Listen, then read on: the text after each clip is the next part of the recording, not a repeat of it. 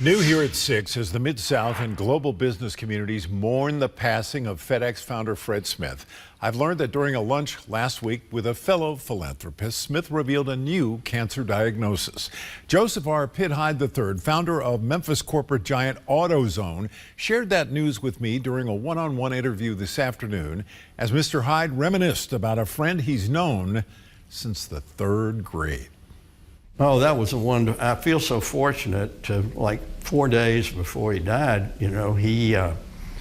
he called me and wanted to come visit, and I said, fine, come have lunch. So we had lunch, and he just got back from the Mayo Clinic, and he'd had some bad news on some cancer and so forth, and we talked about that. And of course, I'd had a history of prostate cancer myself, and then we got to talking about everything, the good old days to the current situation. Just had a wonderful time.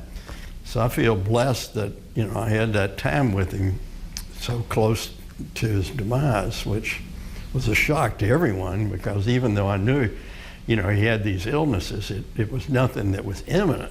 Pals since third grade, Hyde says Fred Smith shared his vision for FedEx with him while on leave from the Marines in the 1960s.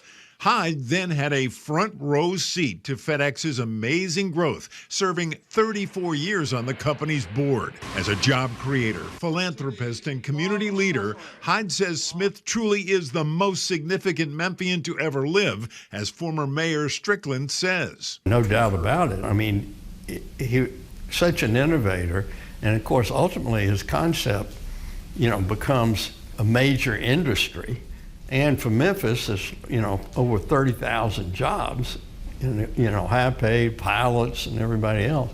No, I mean, there's no doubt about he's the most significant Memphis person ever. Smith served on the Malone and Hyde board, Pitt Hyde's family company, before he launched AutoZone in 1979.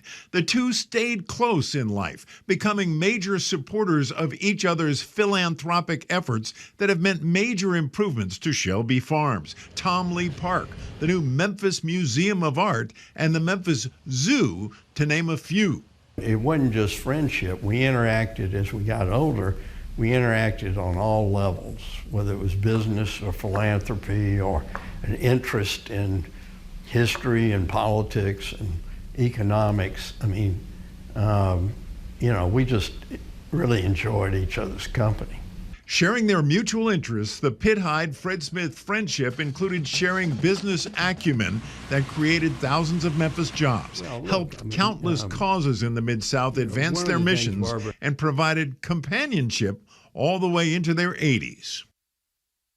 Now, Hyde says each time he or Fred Smith started on a project to create a better Memphis, they'd eventually call each other and make a generous gift to the other's cause. Smith passed away Saturday afternoon of natural causes at the age of 80. Funeral arrangements have not been made public.